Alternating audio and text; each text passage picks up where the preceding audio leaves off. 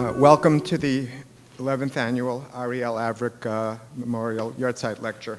Now would be a good time to turn off your electronics. Thanks so much.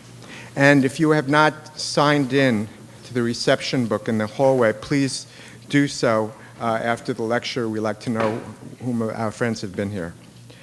Planning this lecture is a big job, and without Rebecca Jalali, who is also my invaluable source regarding Bollywood, the Hollywood film industry, films I happen to have a passion for, we would be unable to present the series, so we thank Rebecca for her dedication and her hard work. During Ariel's long illness, there was one man who always sat by Ariel's side, a man who could always be counted on for his spiritual support and common sense advice. Rabbi Elazar Muskin is not just a friend of the Avrech family, but a pillar of our lives here in Los Angeles. Ariel was proud to call Rabbi Muskin his Rebbe. Rabbi Goldberg and did not know Ariel, and they just passed. They didn't meet, but I know for a fact that Ariel would have adored Rabbi Goldberg. So we thank him for his friendship and all his help. We extend a special welcome to our cousins, Mrs. Doris Klein and her son Zev, who flew in from the great state of Texas to spend Shabbat with us and attend this lecture. It's really wonderful having you here. We also welcome our friend Adam King, who is running for Congress in this, the 37th District, against incumbent Karen Bass, who is, in keeping with the theme of today's lecture, a liberal and virulently anti-Israel. We are so pleased that many of Ariel's friends are here today. One dear friend among many is Ari Miller, who went to Yeshiva Gedola with Ariel, and during Ariel's long illness, sat and talked with Ariel for hours, even when Ariel could no longer speak. Today, we will call on Ari to recall his friendship with Ariel. The morning program will proceed as follows. After Ari Miller speaks, Michael Medved will deliver the Ariel Avrech Yahrzeit Lecture. Michael's topic is Shifting Alliances, Why Liberals No Longer Reliably Support Israel and Conservatives Do, followed by a brief question and answer period. Dr. Mark Goldenberg will recite 2 Kapitot Tehillim. I will say the Kaddish Yatom, and then you are all invited to a brunch in the social hall where Michael will be signing some of his books. I am honored to turn the podium over to one of Ariel's closest friends, Ari Miller. I want to thank Robert and Karen for allowing me to speak today. We're all here because we share a connection with the Avrech family. I was Ariel's classmate in high school at Yeshiva Gedola almost 20 years ago. I had to double check my math when I wrote that. It feels like yesterday. Ariel and I were in carpool starting in 9th grade. When Ariel first became ill and was not able to attend classes, his father bought a mini tape recorder so he could listen to our Rebbe's shiurim. Once or twice a week, I would drop by a stack of tapes at Ariel's home and learn with him. Even though Ariel was not sitting in shir with us, he was current on our class's learning schedule. As a side note, even though Ariel was not being tested on the material, Ariel still took notes while he listened to the tapes. I remember his bright blue fountain pen ink and his composition notebooks. While I could not imagine being as sick as he was and having learning Torah be a priority, Ariel did not let anything keep him from his Torah learning. Today, I have an appreciation for the value of time, but as a 13 or 14-year-old high school student, a day off from school meant watching TV and sleeping in, not listening to a Rebbe's shiur. Ariel and I spent many hours learning together, but he also made time for fun. I remember taking a bus with him to see a movie at the Century City Mall, back in the days when there were still bookstores and malls. Rather than go to our seats early and watch the coming attractions, Ariel wanted to browse the bookstore for an interesting read. I also remember the bus ride home where Ariel critiqued the movie in such a professional way that even our guest speaker would approve of his review. The most important thing I learned from Ariel was how precious time was. He lived every moment that he could and gave 100% of his time to everything he did. There's an expression that says a person can be koneh olamo b'sha'ah achat. One can acquire his world in one moment. Ariel did not wait for his last moment. He was constantly acquiring worlds. Ariel's life was tragically cut short. When I think back to the times we shared together and analyze them with an adult perspective, I realize that Ariel was a mature adult 20 years ago. This lesson that I learned from Ariel continues to inspire and affect me today. And in case I forget or drift off, I have his picture to remind me on my desk. Like his parents, I wish Ariel was here today. His dedication to his family, his friends, and Am Yisrael was legendary. It's not a cliche when I say he was special. I knew it then just as much as I know it now. May the neshama of Ariel Chaim be remembered for the tzaddik that he was always. Our son Ariel enjoyed nothing more than learning Torah, but he also loved listening to talk radio. He enjoyed Dennis Prager's discussions about values.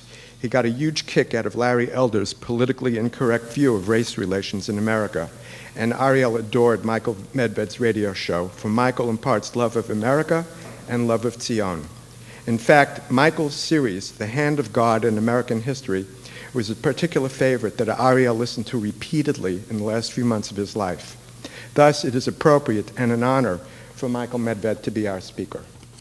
Most introductions tell the audience everything they already know about the speaker.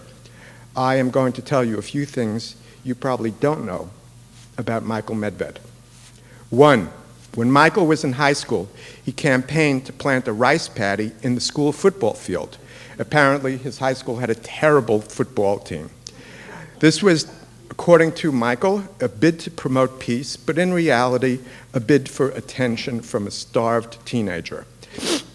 It was a stunt, an attempt at a stunt, albeit a rather labor-intensive stunt, but in any case, I think we can all agree that the teenage mind is a frightening thing. 2, a woman named Diane Elvenstar reviewed for the Los Angeles Times one of my favorite books, the Golden Turkey Awards, in which I learned about the worst movie ever made, Plan 9 from Outer Space. The book was written by Michael Medved and his brother Harry. The book is a hilarious compendium of the worst movies ever made. Miss Elvenstar gave the book a negative review, calling it, quote, sophomoric, which makes sense because its co-author Harry Medved was a sophomore at UCLA. 3 years later, and this is not something I'm making up as a screenwriter, Michael started dating Diane Elvenstar, she of the negative review. Miss Elvenstar handed Michael a questionnaire to fill out to see if he was a serious matrimonial candidate. In fairness, Diane was in the midst of promoting her book, First Comes Love, deciding whether or not to get married, which was a program she developed to help couples decide whether to marry or not. In spite of the negative review, and maybe because of the questionnaire, Michael and Diane were married, have been married for 29 years, and have built a Bayit Ne'eman b'Yisrael. Ladies and gentlemen, Michael Medved.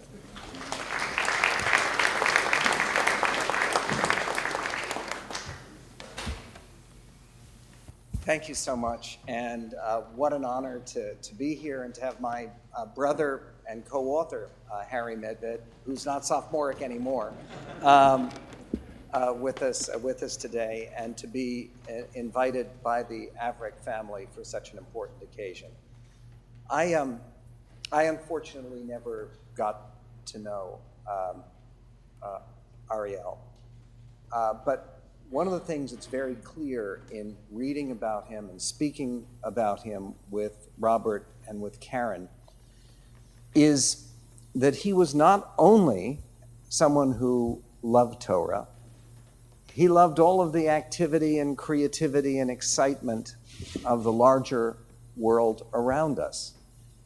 And something that I learned a long time ago, I am sure is something that Ariel lived and believed just as his parents so obviously do, which is there is no clear division between the world of Torah and the world of events and affairs and creativity and art and entertainment. A very wonderful rabbi that I learned with many years ago, Rabbi A.H. Lappin, Zitzal, used to say that he refused to believe that God created all the beautiful and exciting things in the world just for Gentiles and non-religious Jews. And that is very clearly something that Ariel also refused to believe. The division was not a division between Torah and the world. It was a division, and is a division, between pure Torah and applied Torah. And I want to speak to you today a little bit about applied Torah in the realm of politics. Because if you really do believe that politics and entertainment are applied Torah, then they are by definition serious. And by the way, that is an investment to which the Avrechs have given their lives and their creative lives. The idea that entertainment is not just a diversion, that politics is not just a blood sport, as it's been described, but it is deeply serious and eternally meaningful business. And boy, do you ever see that at the moment, particularly regarding some of the politics surrounding Israel and the Middle East. One of the things that has been obscured by the ongoing meltdown of the Obama administration, which truly is unlike anything that we have ever seen in the presidency. It's remarkable. Obscured by the Bo Bergdahl matter. People can hear me okay? Okay. Obscured by the Bo Bergdahl matter and the Veterans Administration and so much else, has been the revised American attitude, and in fact, the new American friendship with the bloody terrorists of Hamas. It is an unbelievable development, and when I agreed to speak to you today, who could imagine that I would be speaking to you at a time when our government was violating the law, violating a congressional legislation, to provide $400 million to a government of the Palestinians, so-called, in which Hamas is a full partner. And oh yes, they have technocrats in the government. They're not full-out members of Hamas. They're not wearing cartridge belts and pistols at their side. But it is the same organization. It is an unbelievable thing. And whenever you say, well, this is an amazing development, I know that some of the friends that I have who were supporters of President Obama, and I do have friends, really, who were supporters of President Obama, will say, who could have imagined this? Who could have imagined it? How could you not imagine it? If you look at the man's background, but more than that, if you look at the ideology and the politics from which he springs. And that's the point that I want to make. I am not one of those people. I do not believe that the President of the United States is a secret Muslim. I do not believe that the President of the United States was born in Kenya or on the moon. I do not believe that the President of the United States has a secret plan to destroy America or to liquidate Israel.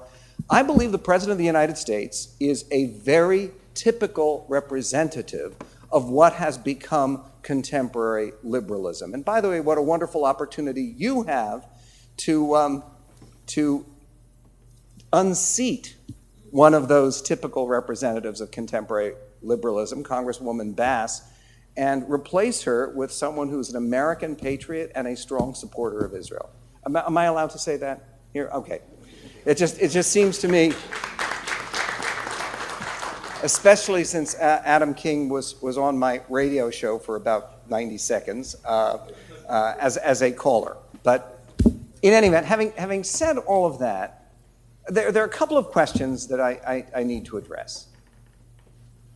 And those are questions that have arisen because so many people look at the Democratic Party and liberalism in America, say this is the natural, historic home for Jewish people. After all, in President Obama's first election in 2008, President Obama got 78% of the Jewish vote.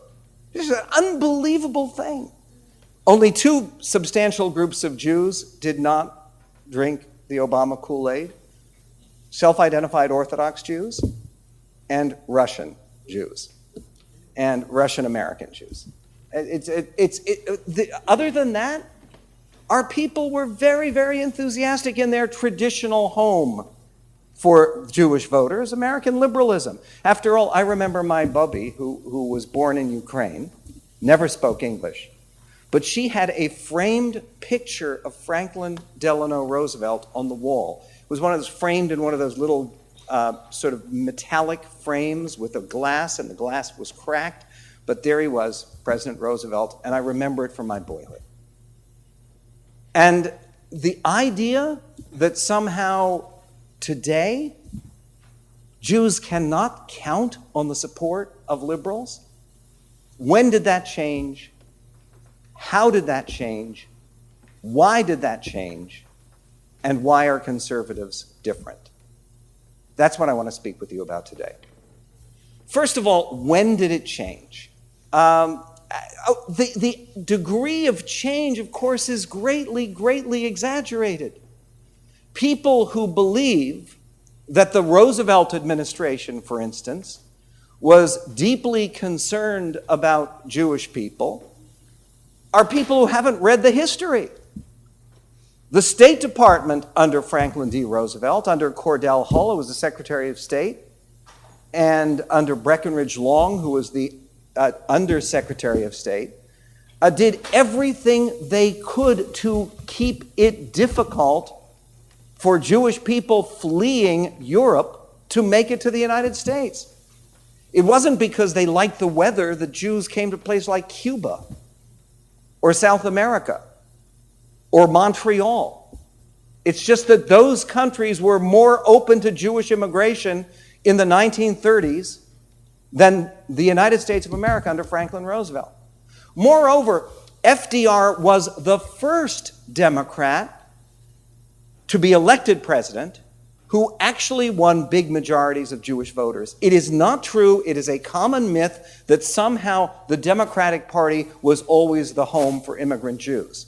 Now, part of the answer for why that was not true was that you have a situation where Jewish voters in places like New York City, many Jewish voters voted socialist. But that still allowed Republican candidates for president like Theodore Roosevelt, who ran as a Republican, of course, in 1904, to win a majority of Jewish voters on the Lower East Side. Majority. With the Democrats far behind. The Democrats finished third. It allowed President Coolidge to do well among Jewish voters. During the period of the Civil War and the years immediately thereafter, Jews were overwhelmingly Republican. President Roosevelt, there's a funny story about Teddy Roosevelt. He appointed the first Jewish cabinet member. He appointed Oscar Strauss as the new Secretary of Commerce and Labor. They used to combine those two departments.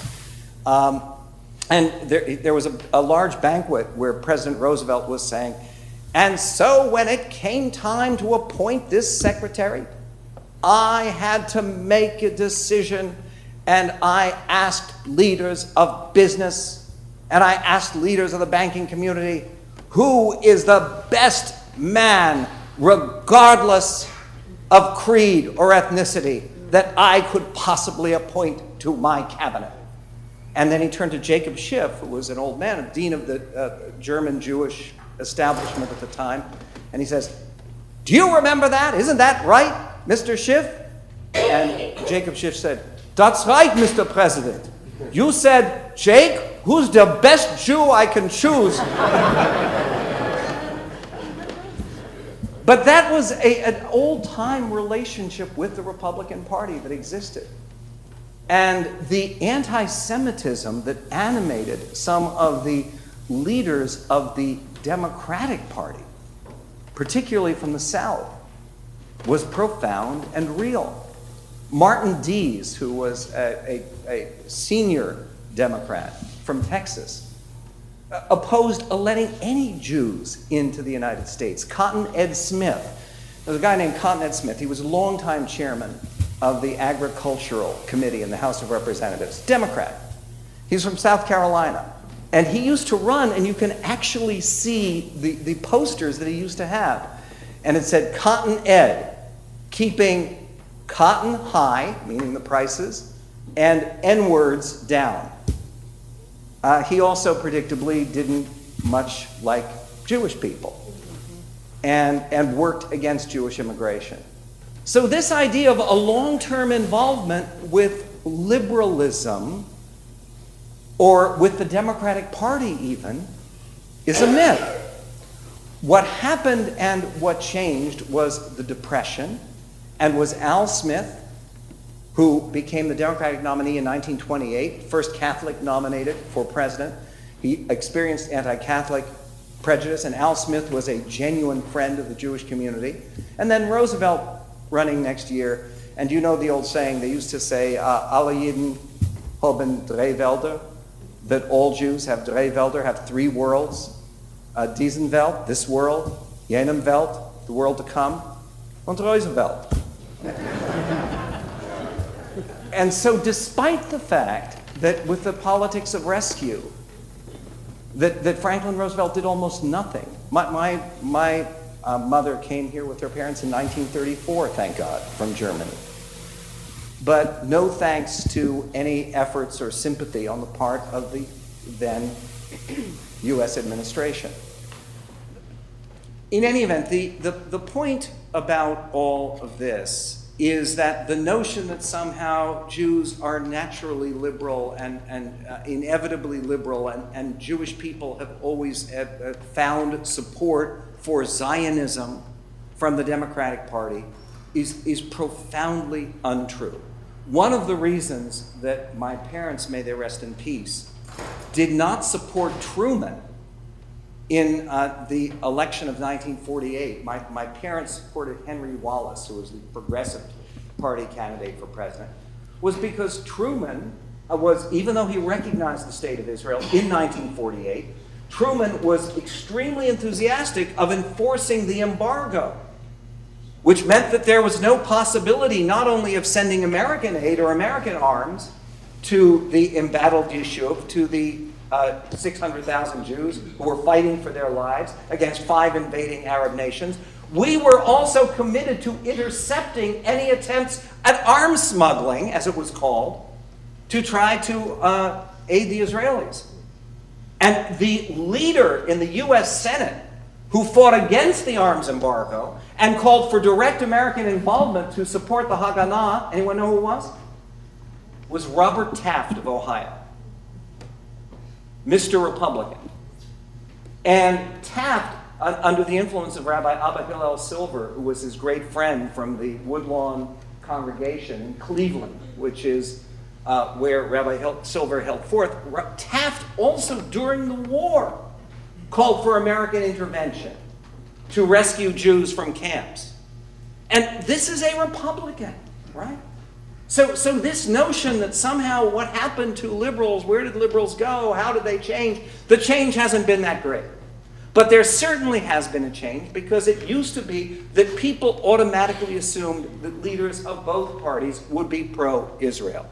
What changed? 2 things changed. First of all, Israel changed.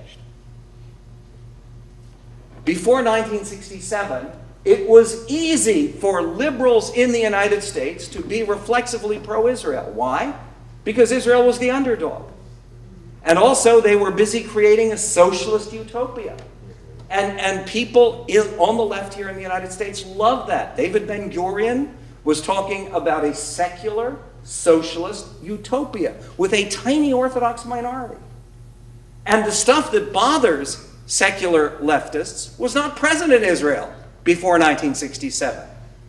And with Israel as an underdog, you may remember, some of you, because I remember it was very popular after the June War, and Israel winning so decisively, there was a poster that was very popular showing a little Hossid with payas and a broad-brimmed hat in a phone booth taking off his kapota, and he had a Superman or with a shin on it. Or I guess a sin on it for Superman. You don't want a Superman. This was easy for liberals at the time, because if there are 2 things that liberals like, it's an activist government with lots and lots of social programs. Check, Israel had that. And B, an underdog. Liberals believe in helping the underdog because their primary value is equality and leveling the playing field. But all of a sudden, Israel is very successful in 1967, and then things change dramatically. Because by 1973, and this is partially its personal experience. I describe this in my book, Right Turns, which I will be glad to sign for you. This is a book about how I went from being a punk, secular, liberal activist to being the lovable, conservative, and observant curmudgeon that I am today. And one of the experiences that helped move me in that direction was working for George McGovern in his presidential campaign in 1972, right here in Los Angeles.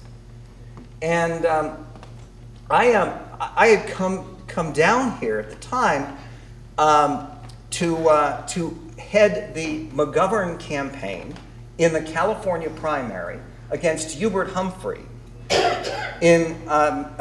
Actually came down in April, May, and June of 1972, right? Now, many of you don't know, but George McGovern was chair of the Foreign Relations Committee, subcommittee on the Middle East. And he had a long anti-Israel record. And here we are, we have a headquarters in Fairfax on Fairfax Avenue. And our job is to try to sell McGovern to the Jewish community. Running against Hubert Humphrey, who really did have a long record of supporting Zionism. He was one of those people who seemed to have a real passion for liking the Jewish people and believing in the Jewish state. And it was just incredible. McGovern was on record, it's in the congressional record, for favoring the internationalization of Jerusalem. Right? We're talking 1970s, right, already. When you're talking about the internationalization of Jerusalem, you should have no appeal to the Jewish vote. And by the way, not only did McGovern win that California primary and win the nomination, but he went on, even though he lost 49 states, he lost every state, including his home state of South Dakota. He carried only Massachusetts, which led some liberals to have after that a bumper sticker that said Massachusetts was right. After President Nixon won for re-election. But during the 73 war, McGovern got up in the Senate, as did, by the way, that great friend of Israel, Ted Kennedy, and urged President Nixon not to be overly hasty in resupplying Israel. Now, you may say, didn't Richard Nixon say horrible things about Jewish people on the tapes? Absolutely he did. But he also happened to have many of his closest associates who were Jewish and were committed Zionists. And President Nixon, at a moment in history for which I believe HaKadosh Baruch Hu put him in that position, overrode his State Department, overrode his Defense Department, and one of the things you can hear on the tapes is President Nixon is talking to Kissinger. And Kissinger is telling the president, well, Mr. President, the Defense Department says they can't resupply, they can't send the planes, it's too quick, they can't do it. That's what they say at the Pentagon. And President Nixon says, you'll pardon me, F the Pentagon. And he's president, he's fighting for something. Okay, where exactly do we see here that long ago, 40 years ago, at the time of the 73 war, with Israel fighting for its very existence, for the lives of Jewish people and innocent people, that it was the liberals who were the natural defenders and supporters of Israel? Wasn't true then, isn't true now. It's gotten worse. Why has it gotten worse? It's gotten worse because Israel has changed. Not only is Israel no longer the underdog, but three things that liberals reflexively hate have become ever more prominent in Israel as it's developed. Which three things? Well, capitalism, of course, business, religion, and the military. Okay, that's Israel, right? I mean, business, religion, and the military, that's kind of the only things that work in Israel. And it's why Israel is so much better and stronger and a happier place today. The increase, I mean, people here know that the majority of the officer corps in the IDF are now people who are dati. They're people who are religious. And you see it. And my brother Jonathan, our brother Jonathan, who's lived in Israel now for 23 years, has 3 sons who are religious officers. One of them still is. 2 of them have finished their military service in the IDF, in the Israeli Defense Forces. And there is no question that if you look just at the measure of where people are sending their children to school, it's now almost 40% go to dati schools. And that's of everybody, which is pretty incredible, and it's very, very different. So the more religious Israel has gotten, the less fond of Israel American liberals have gotten. The more the high-tech industry has developed, the more that there has been financial reform, and Israel has actually allowed people to make a profit. You know what people, they used to say when my late father made Aliyah, and he spent the last 19 years of his life in Jerusalem, my dad used to love to recite the line, you know how you make a small fortune in Israel? You come with a big fortune. That's not true anymore. That's not true anymore. You make a small fortune in Israel by starting a business, and ideally a high-tech business. But again, it's completely different. And the fact that there are rich people now in Israel, the left hates that. They despise that. And then when it comes to the military, I mean, this has been a very, very big change in America. Once upon a time, everyone in America loved the military. And really, when it came to cutting defense budgets, who wanted to cut defense budgets? This is what governments exist to do, is to keep us safe. And today, the hostility to the military that you see where someone like Bo Bergdahl is treated by the president and by Susan Rice and by Chuck Hagel. By the way, there's another terrific illustration of someone with Israel problems in the heart of liberalism, and I know his background as a Republican, but the Republicans led the fight to try to defeat his confirmation, which would have been appropriate. But when all of these people honor Bo Bergdahl, and now turns out had at least 2 prior incidents of wandering off to try to find the Taliban, eventually the Taliban found him. He should live and be well. I hope he has a full recovery and faces a court-martial.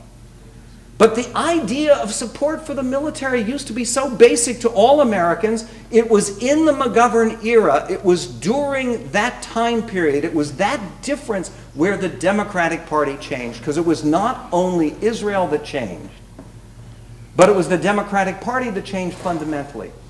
I worked in the Robert Kennedy campaign, and I was there the night that Robert Kennedy was shot. And people may have forgotten that Sirhan heard the debate between Kennedy and McCarthy on Saturday. And it was when Kennedy committed to sending Phantoms to Israel, because Israel, remember, had been relying on French Mirage jets. And Senator Kennedy committed to sending Phantoms to Israel, and that's when Sirhan wrote in his diary that he was going to kill Robert Kennedy, which he did 4 days later. And people here know, which has been covered up largely by the American press, that there are at least 3 schools, one in Lebanon, 2 in the Palestinian territories, named for Sirhan, Robert Kennedy's assassin. This is the difference between the time Robert Kennedy was killed for his support for Israel and the time that George McGovern was the Democratic nominee. And by the way, do you know that George McGovern got 65% of the Jewish vote? Now, that was historically low. Generally, Democrats do better than that. President Obama got 69% in the last election. Mitt Romney did much better than John McCain, though both have long records of support for Israel. So, basically, what you're talking about is a real change, but we shouldn't have a false nostalgia for the good old days when the liberals in America were ardently Zionist. Some were, and some conservatives were. And that brings me to a very core question, which is why would it be that so many Jewish people maintain the same kind of loyalty to liberal candidates that they had at a time when liberals shared with conservatives this support for the Zionist enterprise and for Israel. And one of the punchlines that I've always found amusing on that is that the reason that so many Jews insistently and unstoppably favor Democratic candidates is to rebut all those stupid superstitions about the superior intelligence of Jewish people. But unfortunately, it's more serious than that. It's more serious when we're giving $400 million of our tax money to this Hamas government. And by the way, just back to that for a moment. What was it exactly that we were demanding of Hamas? We're demanding that they, number one, renounce violence. Number two, recognize the right of Israel to exist. And number three, commit themselves to observing all current treaties. They won't do that. And we won't interrupt the flow of aid that keeps the Palestinian Authority in whatever guise afloat. It's an amazing thing. By the way, there are about 80 U.S. senators who are ready to stand against the president on this, and I hope they do so effectively. Talking about why it is that American Jews invariably, regardless of positions on Israel,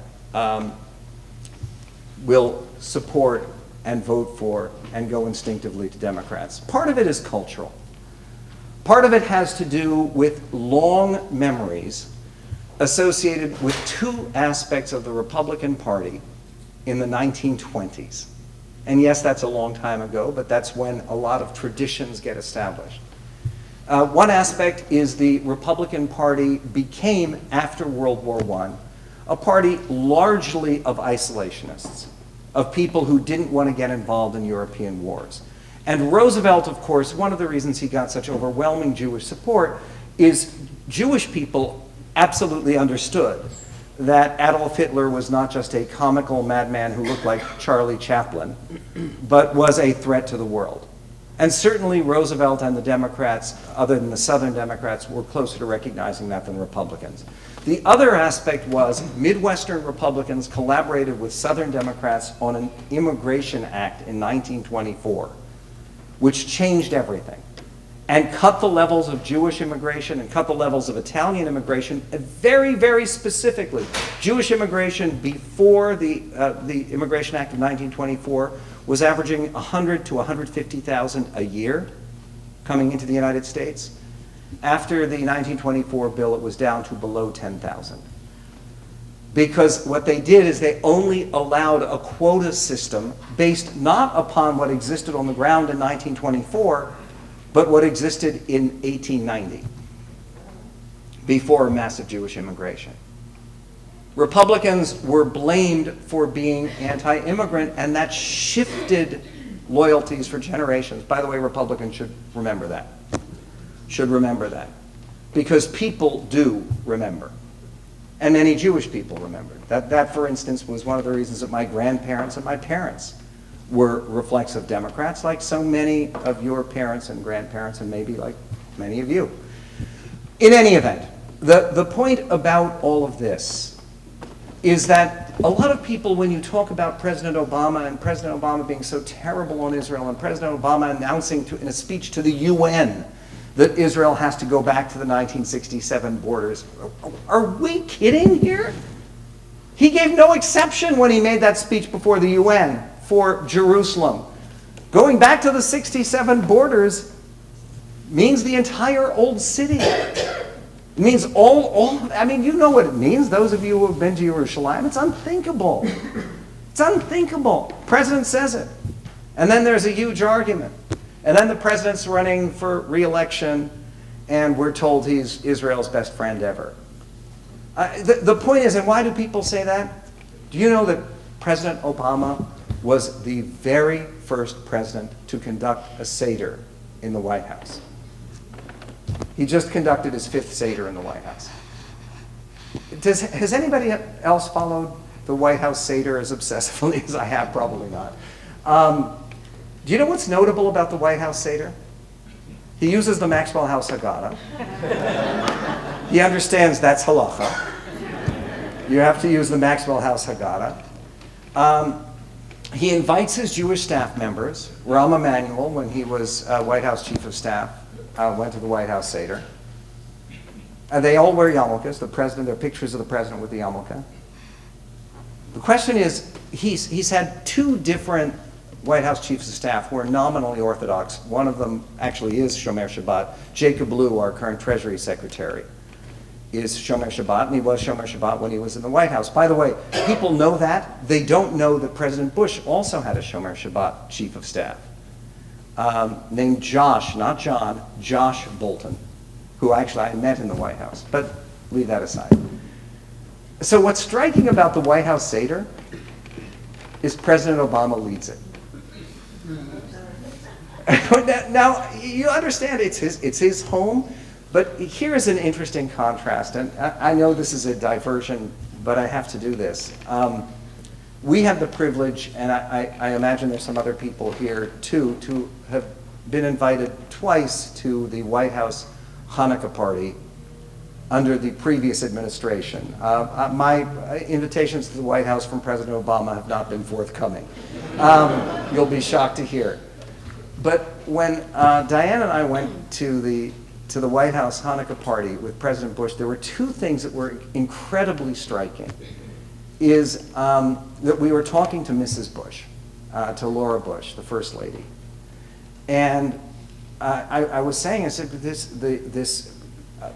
the White House looks so beautiful, and by the way, Chabad had certified the kashrut of everything. It was very, very kosher, and they were very, very careful. And so I said, Mrs. Bush, I had just read recently that you had put in a beautiful nativity scene for the first time in the White House. I'd never been in the White House before. And where is it? She said, yes, of course, we're very proud of that, but for tonight, we put it under the table and covered it up. Which is a very, very thoughtful thing. Now, here's another thing. At the beginning of the Hanukkah party, and it was proper timing, they had this huge White House menorah that President Bush had acquired. And President Bush stood up, and a young man stood up, and the young man with a kippah said the brachas, and said Haneros Halalu, and said everything, and lit the candles. And I spoke very briefly to the president about that. I said, Mr. President, I know I've seen video of it, I wasn't there, that President Clinton, who was the first president to have a menorah, he didn't have the menorah in the White House. He went to a shopping center in Silver Spring and lit a menorah there. It was a Chabad menorah. But President Clinton said the brachas. And he had a yarmulke on his head and he said the brachas. And I said, President Clinton, he said, yeah, but I asked my rabbi, President Bush said, and he said that wouldn't be right. So the young man we had was a son of one of our officers who's serving in Afghanistan. And we wanted, this is a level of sensitivity and commitment that means it's not just for show. It's not just for show. And it's very, very real. So what is the problem? The problem is this. For most people, when they assume that American politicians, be they conservative or liberal, take a pro-Israel position, they're chasing votes. That could be true of some Democratic politicians, but it really isn't. Because Democratic politicians know the example of a George McGovern. They know the example of a Barack Obama. No one in the country could make the argument that Barack Obama was more pro-Israel than Bibi Netanyahu's old friend Mitt Romney. It's not possible to make that argument. You could say, well, they're both pro-Israel. But you couldn't say that Obama was more pro-Israel than how could you do that? So how is it that Obama still gets 69% of the Jewish vote? And the answer is, and this is the truth, most American Jews do not vote based on Israel, and they never have. They never have. Why else would they vote for McGovern 2-1 over Nixon? For goodness sake. Because one of the issues there was an issue that was raised, and one of the issues that made me a conservative, which is if you are in favor of cutting the U.S. defense budget and decommissioning aircraft carriers and cutting our Air Force and cutting our stocks of military equipment and reducing our Army, McGovern wanted to cut the Army, the total number met by 1 million people. Clinton did cut the total number of men under arms by 700,000. It's a pretty good-sized army. That would be the, fourth, fifth largest army of the world, just the army that Bill Clinton cut. So how can you favor that and say, yes, but I want aid to Israel, military aid to Israel? That we can't cut. How can you do that? And the answer is you can't. Because Israel, a strong Israel requires a strong America. And a strong Israeli defense requires a strong American defense. And with all of that and all of those arguments, the unfailing votes time and time again for Democratic candidates is an indication that for most American Jews, liberalism has become the true identity, the substitute religion. And the way that I answer that question that you get all the time, why is it so many American Jews are reflexively liberal? It's because, and by the way, this also explains why Orthodox Jews not reflexively liberal. It's because the one instinct that Jewish people have is we have the instinct to honor Bubby and Zadie. We have the instinct to connect with the past, to do something in our own lives that our forebears did. People that we love and that we honor and that we remember. And if you are not involved in observing mitzvot, if you're not involved in limud Torah, if you're not involved in living as a Jew, what way can you connect with your grandparents and your great-grandparents? Liberalism. It becomes the substitute.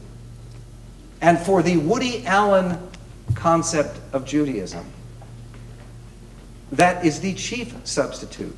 The idea that what it means to be a Jew is to somehow be on the left. That is one of those assumptions that we need to break. I've talked a little bit about when and how and why politics has shifted. And that brings me to the final part of the title for this lecture, why Republicans actually and conservatives are more reliable on the Israel issue. One of the stupidest arguments I've ever heard is people will say, well, you know that the only reason that a lot of religious conservatives support Israel is because of the Bible, because they believe that Jesus is coming back and that there will be all kinds of apocalyptic events. That's why they're supporting Israel. So, okay, do you think Jesus is coming? No. So what are you worried about? What is better, that someone should support Israel because he thinks it's to his political advantage? Or he's supporting Israel because he thinks God wants him to? The answer ought to be fairly obvious. I do not understand this argument. Why do people resent the fact that there are some folks out there, not all, conservatives, who support Israel, who do so because they believe it's religiously mandated. They believe, as we believe, that Medinat Yisrael is a fulfillment of biblical prophecy. Is that an obnoxious idea? Seems to me it's an undeniable idea. And then people will bring up, well, it's a question of chasing votes. Let me give you the example of one wonderful U.S. senator who I ardently hope is triumphantly reelected this year, Lindsey Graham of South Carolina. Have any of you ever heard Lindsey speak on the subject of Israel at AIPAC? Lindsey's outstanding. Do you know the percentage of Jews in South Carolina? Lindsey is not chasing votes by being the most pro-Israel senator in the U.S. Senate. Really, he's not. Charles Schumer in one neighborhood has more Jewish constituents than Lindsey Graham has in all of South Carolina. He's doing it because he feels it. And that's true of so many conservatives who are passionate on this issue. And why are they passionate? Because those three aspects of modern Israel that liberals instinctively hate, conservatives instinctively love. Yes, conservatives are pro-military, you may have noticed. Yes, conservatives are pro-business. And yes, conservatives understand that religion is a good thing, not a bad thing. And they relate to the idea that Israel is a country where you cannot separate Israel from Torah. You cannot separate its very existence, which is a consummation of biblical prophecies, from religious faith. And so when you are passionate about business and the military and religious faith, and you think that America needs more of all three, then of course it makes sense that you're also going to be passionate about Israel. And this idea that you are passionate because of ideology, because of conviction, because of destiny, rather than chasing votes, that, it seems to me, answers the question profoundly of why it is that people on the right are more reliable. And let me conclude with this. I mentioned before that it is very typical for people to say that people on the left emphasize the value of equality. And part of what that value of equality means is that, well, everything is equally valid, everything is equally deserving, and somehow we have to level playing fields. The ultimate liberal ideal is soccer leagues where every team wins the championship. Right? And you've heard about this kind of thing. I mean, don't keep score because some people will do better than others. And that ideal, by the way, carried onto the world stage, is part of why Israel is so resented by the international left. Here is a country that was a third world country. It was a backwater. It has no resources. Until the day before yesterday, it was the only country in the whole Middle East. You don't think God has a sense of humor? That had no oil. And they had oil everywhere. Now it turns out they've got some pretty good oil and natural gas offshore, and let's see that they get a chance to develop it. But the point is that Israel develops this powerhouse economy where right now the Israeli gross domestic product per capita is virtually identical with the United Kingdom. That's an unbelievable thing. Former colonial power. Israel is a powerhouse. All of a sudden, this rebuts the liberal commitment to equality. Why is Israel doing so much better than her neighbors? Must be because of imperialism. Must be because of aggression. And the same logic applies to America and the attempts to try to get people to feel guilty about the United States and our success. Because ultimately, if you do not believe that America has succeeded because it's what God wants, and because we have remarkably good ideas that divine providence has allowed us to put into play, then you have to believe that America is the product of cheating and imperialism and exploitation and evil, and you have to feel guilty. That's why I wrote my book, The 10 Big Lies About America. Because the big lies about America are big lies they're teaching in school to try to encourage your kids to feel bad about being American. And the same logic applies exactly to Israel. Israel is inexplicable unless you believe that there is an all-powerful hand directing events, and unless you believe that Israel has succeeded beyond all measure or all logic because of the ideas behind that country. And in that regard, we bring together these two worlds of applied Torah and of pure Torah, the two worlds to which Ariel Avrech, Zecher Tzadik Livracha, was so committed. I know that there are many, many ways and beautiful ways that Robert and Karen have chosen to honor his memory. But let us honor his memory by conversation. I'm thrilled to hear that he listened to talk radio. And I'm thrilled to hear that he enjoyed the conversation.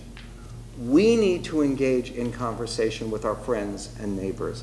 For those friends and neighbors who are religious, who say, oh, I don't want to get involved in politics, it's dirty, it's schmutzig, this is not for me, you can't afford that. You have to get involved. This year is important. 2016 will be profoundly important. for the direction of our country and, yes, for the direction of Israel.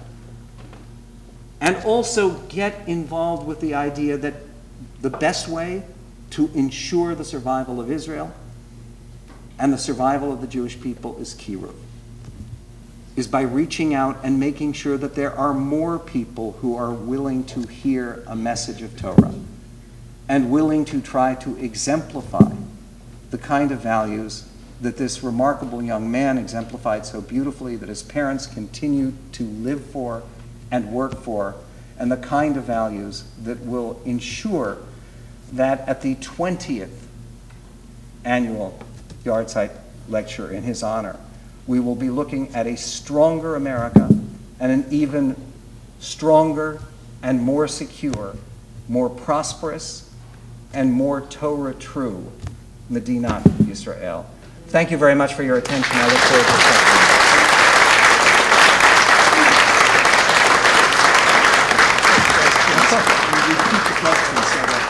You bet. Yes, we in the back, and I will repeat the question so everyone can hear. You elaborate on the relationship of the left's reflex anti-imperialism and their reflex anti-colonialism, that Israel is usurping other people's land, and I believe that's an important component of the left's anti-Israel, that Israel is a colonial power. No, it is, but you see, what's interesting about that is the left early on did not oppose Israel. When Israel was a basket case, and it was initially, it was a very, very, I mean, if you look at the way that Israelis lived in the 1950s and the way they had to struggle for survival in 48, 49, Israel was not a powerful country, and the left was fine with that. I mean, first of all, Stalin, and we know this, the historians all say this, Stalin assumed Israel would go communist because all of the Israeli leaders at the time were socialists, basically. And the left was fine. They didn't care about colonialism. They didn't listen to the Palestinian complaints. They were fine with the Jewish socialists struggling along with their basket case country. It was only 67 and the miracle of that war when all of a sudden, whoa, wait a minute. Let's see, Jordan, Syria, Egypt, 6 days, wipeout. There must be something wrong. And I really do believe that it's not anti-colonialism so much as it is anti-success or anti-power. Since the left believes that equality is the highest value, and I mentioned that several times, what does the right believe is the highest value? And I know the nice thing to say is liberty, and that serves well, but liberty is not necessarily the opposite of equality. You know what the opposite of equality is? Competition. We believe in competition. We believe in competition where there are, yes, some people who win more than others. Not winners and losers, because if you have a prospering economy and there's some people who win more than others, then everybody benefits. If you believe that when the rich get richer, the poor get poorer, then you believe that creating wealth causes poverty, and you're a moron. I mean, really, it's that direct. So basically, I happen to believe that the idea of competition, and this also includes competition among nations, and which is why one of the things that bothers me most about this administration is the apparent desire for the United States to be less dominant in the world. We have to bring the United States down. We shouldn't be in a position of world leadership. What an appalling idea. Yes, sir? Can you speak more specifically about 2016? Can I speak more specifically about 2016? Look, 2016, one of the things every politician always says, this is the most important election of our lifetime. Okay, they can't all be right. They don't just keep getting more important. By the way, what kind of politician would say, the future Congressman King, if he said, this election isn't that important? You can't say that. Every election is important. But I think 2016 will be particularly important because of the level of damage that the Obama administration has been able to do to the whole nature of our politics, to the whole fabric of our country, to the whole constitutional balance. I've never supported or admired or felt particular sympathy with President Obama. However, it's much worse than I expected. And by the way, is there anyone here who thinks things over the last 6 years have gone better than you expected? Yeah, you do? We got out of the recession. We got out of a recession. Okay, good. But frankly, I expected that. But anyway, because we always get out of recessions. So, in terms of 2016, in terms of... That was the whole thing. That's why we got out of it. I didn't want a depression. No, we didn't want a depression. No one wants a depression. I think that's true. Okay, we won't argue. We'll have a chance to talk about this at lunch.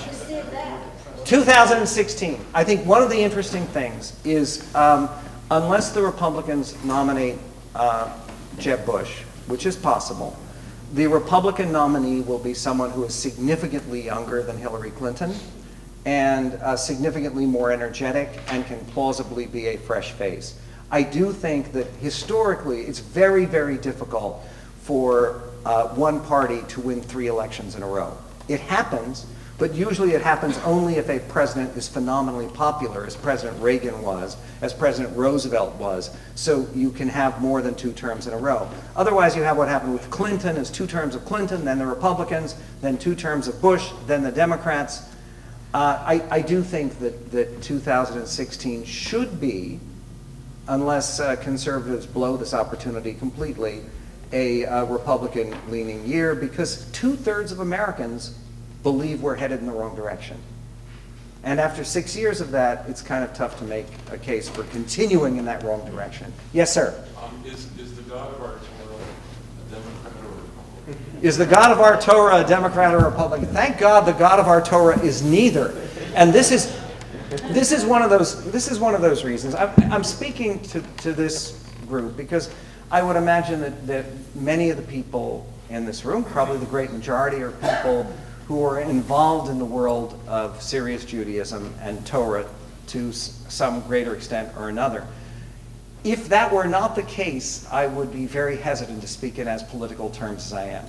I think it's a terrible, terrible mistake for people who are trying to do outreach to emphasize, well, Torah says this or Torah says that politically. You know why that is?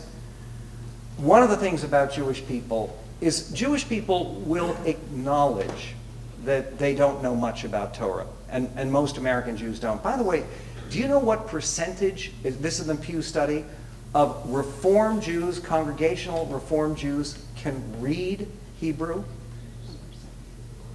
4%. 4%. It's unbelievable. Anyway, Jews will acknowledge they don't know a lot about their religion, but every single Jew in America is born an expert on politics. I have never met a Jewish person in this country who doesn't know everything about politics. So when you're coming to persuade people, no, God's not a Republican, and God's not a Democrat. I do think that God is pro-Israel. And I do think, and this is for the subject of my new book, I think God is profoundly pro-America. Yes, sir. Very much appreciate your comments and differences. But I was thinking about something else way back when I went to college many, many years ago. There was something called social relativism. And if you couldn't judge a group, a country, by your criteria, you had to judge it in terms of their own laws. I wonder how much that plays a role in the thing. Okay, this is great. He's talking about social relativism, where people say, well, you can't judge what happens in a country in your terms. And if you go to New Guinea and you see headhunters who actually collect little shrunken skulls and eat each other, how are we to judge them? This is their true cultural expression. This is social relativism. Look, in terms of social relativism, if you talk to an average, this illustrates the great wisdom of 2 things. Number 1 is William F. Buckley's comment that he would rather be governed by the first 2,000 names at random in the Boston telephone directory than by the Harvard faculty. Okay? And number 2, George Orwell, even before that, said there are some ideas that are so preposterous that only an intellectual could believe them.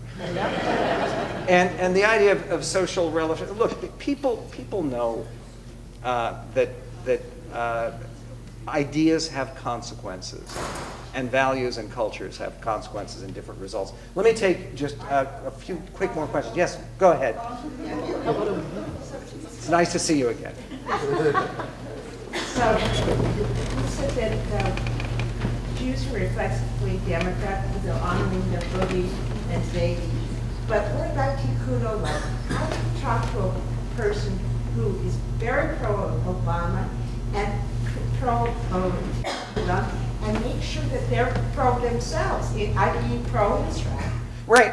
One of the things that you have to emphasize is, first of all, the question was, what do you say about Tikkun Olam? If you find people who are just deeply pro-Obama, and there are a lot of Jewish people like that, by the way, the chances are they are people who've never been to Israel and don't care that much about Israel. One of the things that it's important to do is, before you talk politics to anybody, get people to go to Israel. At most, 25% of American Jews have been to Israel even once.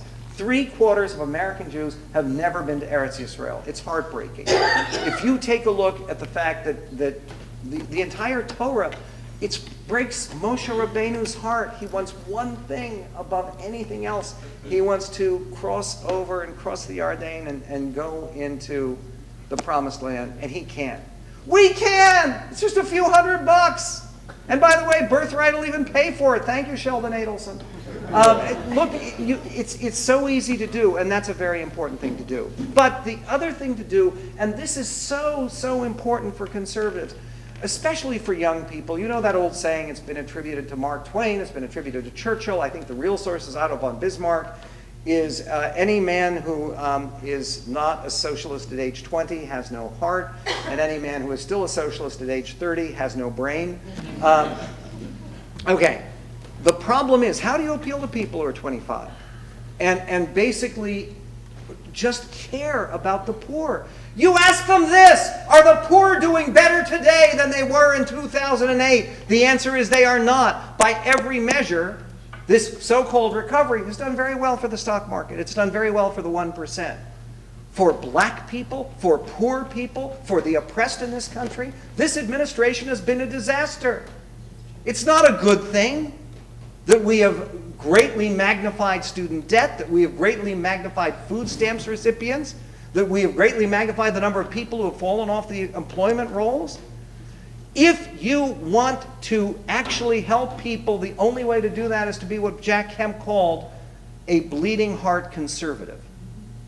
And to favor actual changes in this country, economic changes and policies that really help people. Conservatives care. I care about veterans of the Korean War who can't get care and are being manipulated to the VA. And the administration takes weeks to try to do something about it. I mean, the problem with so many liberal programs is not their intentions. I acknowledge they're well-intentioned. It's their delivery and how they work. And it's on that basis that you appeal to people who care about Tikkun Olam. 3 questions, and I'll do them very quickly. Yes, Robert. Can you speak a bit about this administration and Iran and Israel?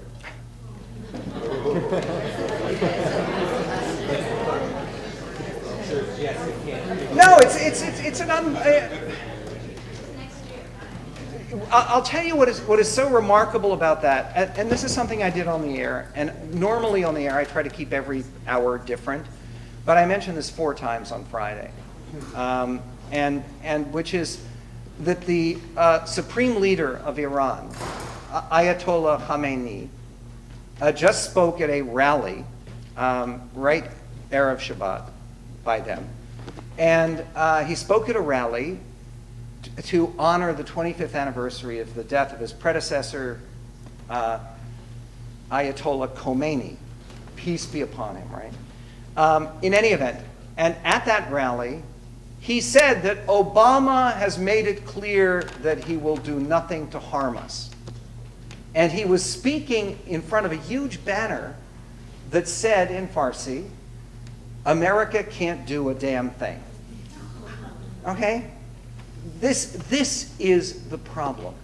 Is the president keeps saying that, well, nothing's off the table, But the Iranians think everything is off the table.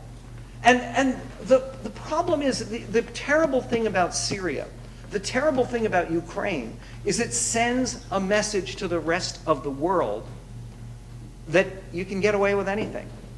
James Q. Wilson, may his memory be a blessing, who taught at UCLA for many years, was responsible for something that's talked about in sociology a lot, which is called the broken windows effect. And basically, he investigated, and it's fascinating research. Why is it that, all other things being equal, in a neighborhood, if there are broken windows that are unrepaired, if there's graffiti, if there's garbage in the street, crime goes up? What is it about broken windows and graffiti that causes crime? Answer, it sends out a message to people that here it's Hefker. Here no one's in charge. Everything's available. That's the message the Obama administration has sent out to the whole world, including Iran. That there will be no consequences for anything. If he draws a red line for Syria, and by the way, this is all terrible, because combined with the situation with Hamas, there are serious people now who are speculating about a very dangerous Israeli mission that would apparently, with this administration, have to be done without administration cooperation.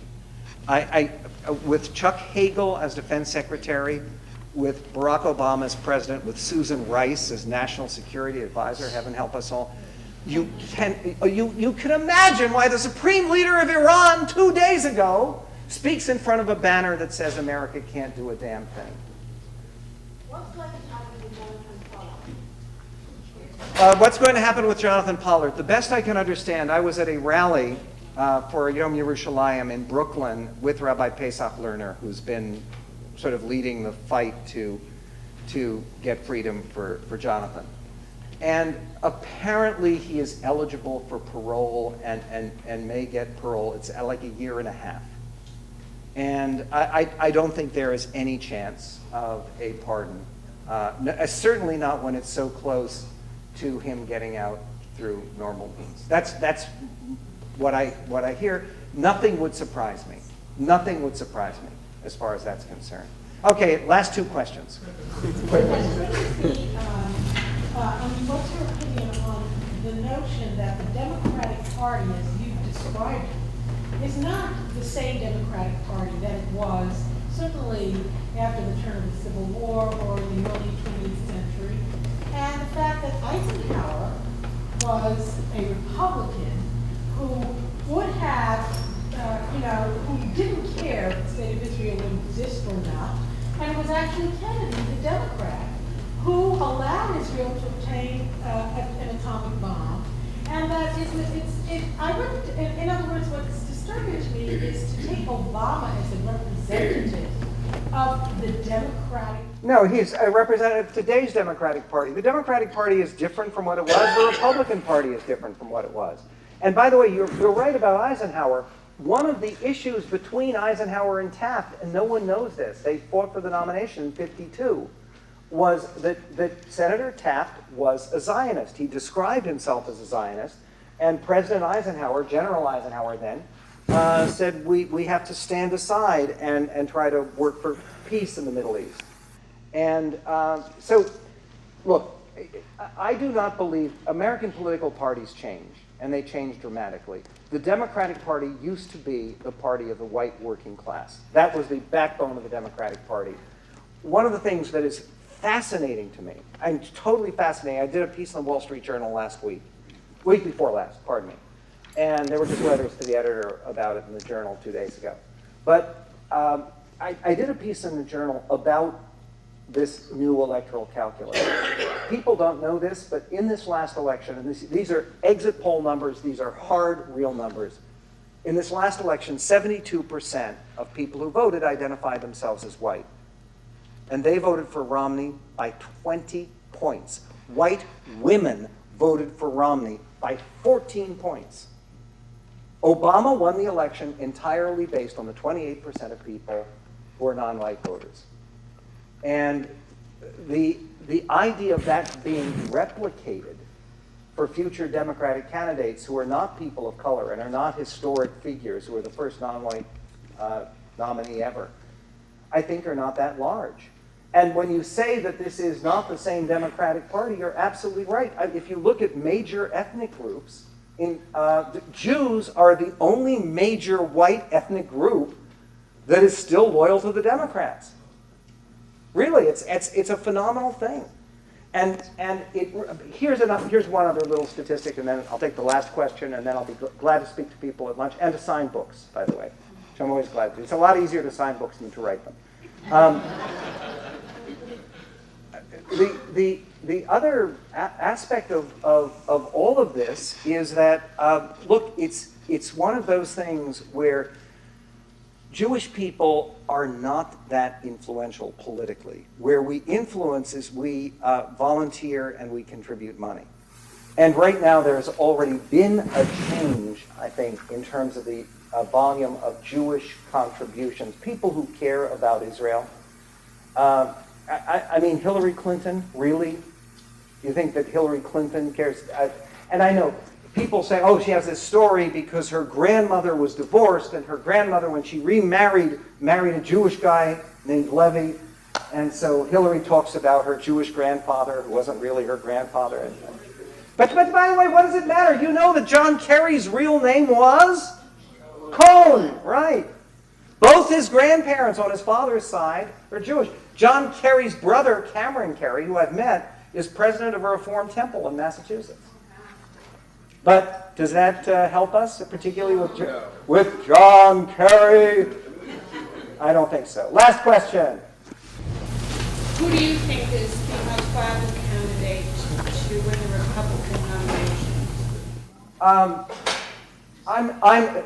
The question was, who do I think is the most viable candidate to win the Republican nomination? I'll tell you who is not viable, okay? Rand Paul is not viable. Rand Paul would lose every state.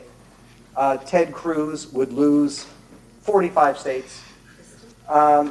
Chris Christie is probably not going to be a candidate in my estimation. But you have all kinds of people ranging from Scott Walker, Ron Johnson is thinking about making a run, Mike Pence, Sam Brownback, these are names that you haven't heard. Marco Rubio is a serious candidate. Bobby Jindal is a serious candidate. And oh my goodness, is Bobby Jindal philo-Semitic and knows everything about Israel? Bobby knows everything about everything. And if they could get him to speak a little bit, now this is for me, right?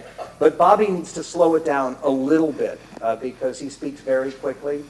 But he's been a great governor of Louisiana, and he's an interesting guy. But there are tons of interesting people. I beg pardon? Ben Carson will not be a candidate for president, and nor should he be. Last point. One thing that I think we've all learned from this administration. When Nixon ran for president in 1960, he ran under the slogan, experience counts. You need to have some administrative executive experience. President Obama had never run an ice cream stand. He had never run a hot dog stand. He had never run anything except campaigns. And we need, for the next candidate, somebody who has at least had some administrative experience running something other than his mouth. Running a business. And by the way, and Ben Carson, as brilliant as he is, and Ben Carson was at Yale the same time I was, but Ben Carson, as brilliant as he is a brilliant doctor. And the place for him to start would be running for governor of Maryland, where he could conceivably win, running for some other office, or holding some corporate job, which he could also get, where he demonstrates that he is a capable administrator. I appreciate all of your coming out today.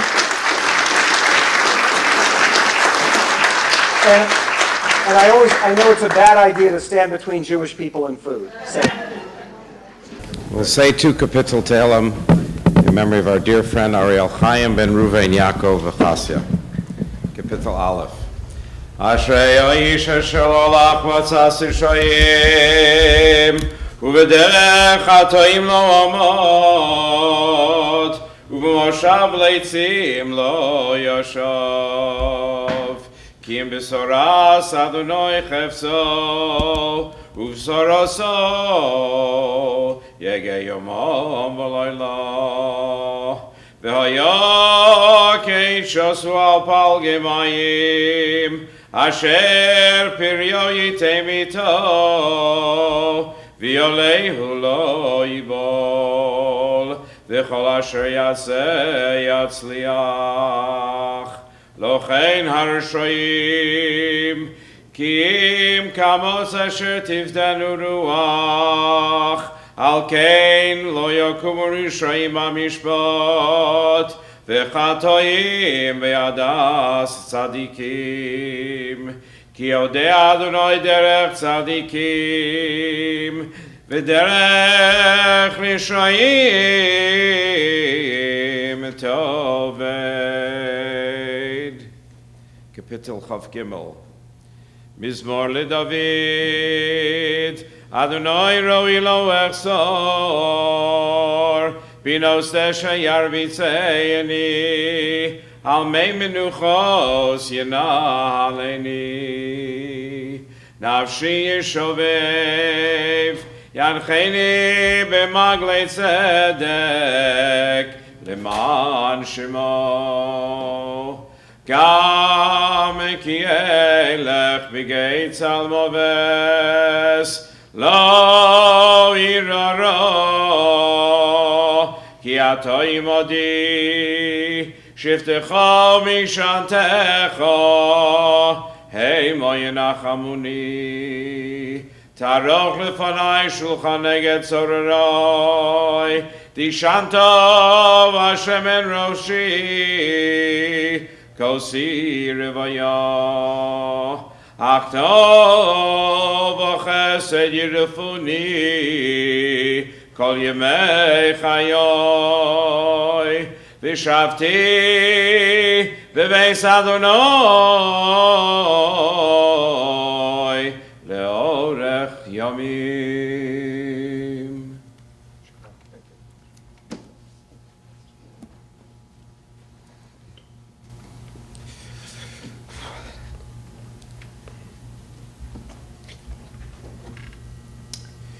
God help me, could I swear about? Amen.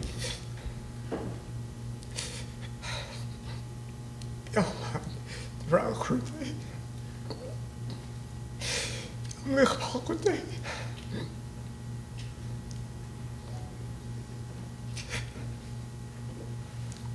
Ga je gewoon het in me gewoon op geven. God, niet spelen.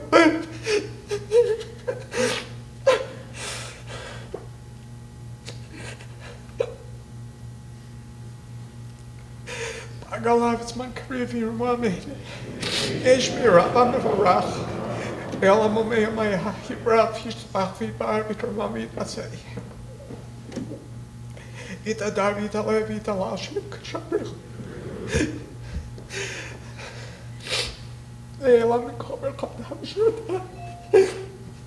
Shkadabnach, Matadam, Rami, Amavi, Rami. Ishlam, Rabin, Shmaya. Chaim Aleinu Akol Yisrael v'Yimru Amen. Oseh Shalom v'Ramav v'Yaseh Shalom Aleinu Akol Yisrael. Amen.